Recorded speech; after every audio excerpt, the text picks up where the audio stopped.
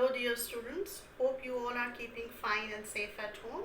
Today we are meeting to discuss the question answers of lesson number 2, Lost Spring. So the first question that is given in your book is, what could be some of the reasons for the migration of people from villages to cities? So basically, students, the answer to this question is that people migrate from villages to cities in search of a better livelihood. Their poverty and poor facilities are a major factor there in villages, and they come to the cities looking for work, leaving behind fields which give them no grain. Here in the story, we have come to know to the fact that the main character of the story, that is Sahib Alam and his family, they had left their fields because their fields failed to provide them means of survival. So the only source of their livelihood was the cities, which provide employment, jobs, or other means of getting food. And the problem in case of the poor is to feed the hungry members, and survival is of primary concern for them. So this is the only reason that the village people migrate from villages to the cities. Now the next question is, would you agree that promises made to poor children are rarely kept? Why do you think this happens in the incidents narrated in the text? Well, students, yes, undoubtedly we agree that promises made to poor children are rarely kept. It is mostly the rich and people belonging to affluent classes who indulge in making false promises to innocent children, and these promises are a bait in some cases, and in others they are meant to avoid these children because they are a nuisance for most people. And promises like hers, promises like the narrator of the story abound in every corner of their bleak world, because time to time, unfortunately, such fake promises are made to these poor children. So they just dream of these fake world, and but the irony is that these promises are never meant to be kept by all these people who belong to the rich class, and especially the politicians and the people who are in power. They make fake promises to these poor children.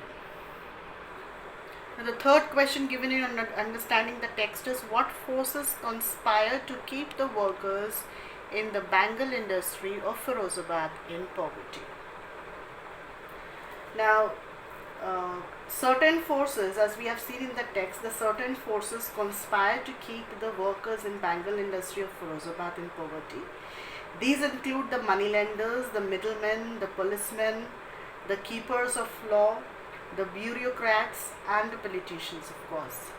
And together they impose a heavy burden on the child. And in the text we have shown, the narrator has shown that two very different worlds exist in Firozabad. One is of the poor bangle makers, the other is the world of the sahukars, or these middlemen as they have named them so.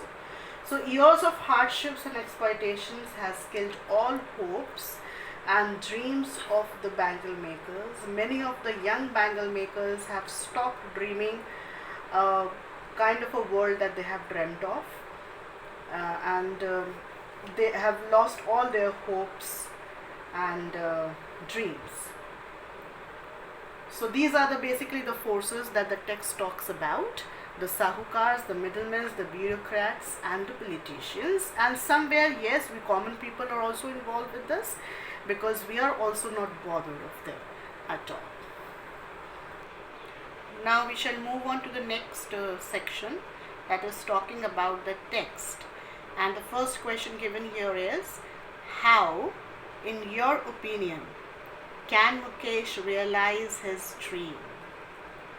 Well, as we know, students, that in the text it is given that Mukesh is the son of a poor bangle maker of Firozabad, and most of the young men of Firozabad have no initiative or ability to dream. But Mukesh is an exception.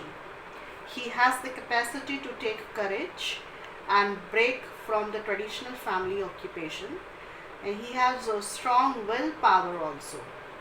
So he doesn't want to be a pawn in the hands of the middlemen or moneylenders.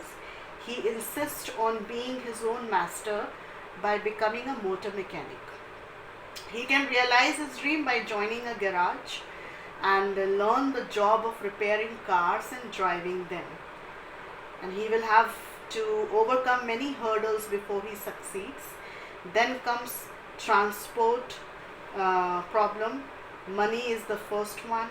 He will have to earn some money himself. The garage is a long way from his home. He will have to cover it twice every day anyhow by walking on foot. So basically, how Mukesh can realize his dream?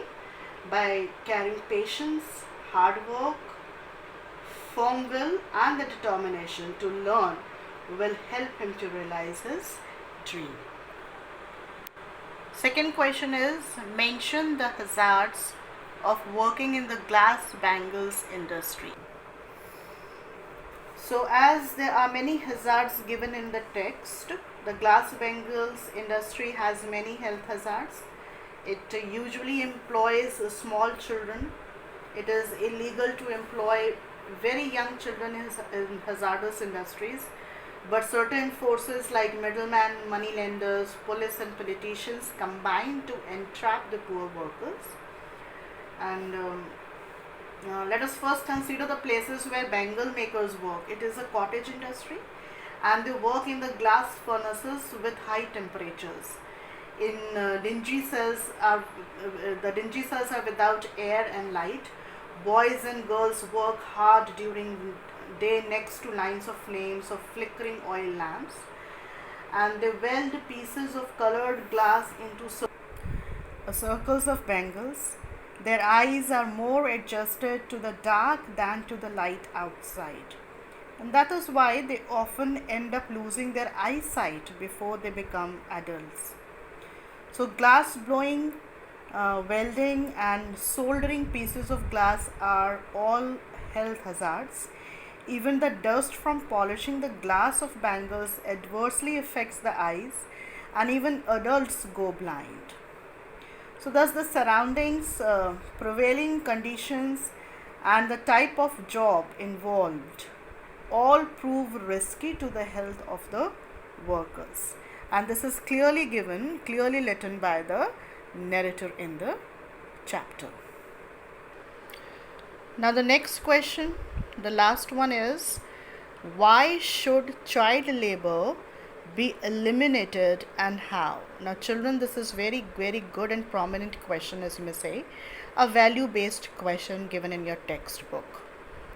Now what we can say in the answer to this question is that child labor should be eliminated because the children employed at tender age as domestic servants, dishwashers at roadside dhabas, and in hazardous industries making glass bangles or beeries or crackers, etc., lose the charm of the spring of their life, and their childhood is stolen. And this is what basically the theme is of this chapter.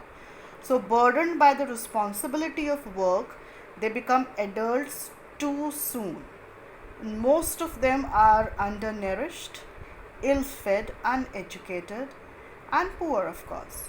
So they have stunted growth.